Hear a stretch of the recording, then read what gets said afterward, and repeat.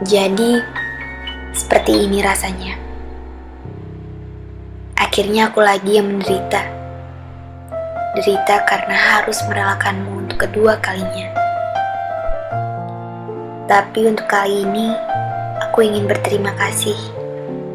Terima kasih karena sudah memberikan aku kesempatan untuk merasakan bagaimana rasanya jadi sepetik bunga cantik yang dirawat sepenuh hati. Bunga cantik yang walaupun pada akhirnya kamu buat dia mati. Entah apa yang kamu pikirkan. Bagaimana bisa kamu membuat keputusan tanpa bisa membuatku paham? Bagaimana bisa kamu berucap seperti itu? Karena kamu pun tahu aku tak pernah punya persiapan apa-apa untuk kehilanganmu. Ini tidak adil.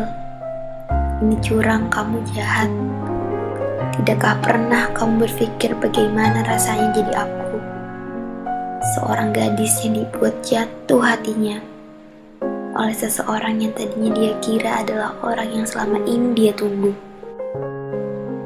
Tapi tidak. Bukan, pikirannya tidak terlalu meleset.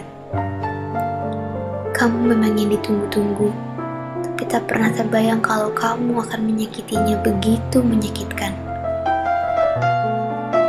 Aku ingin kamu. Tidakkah kamu dengar aku?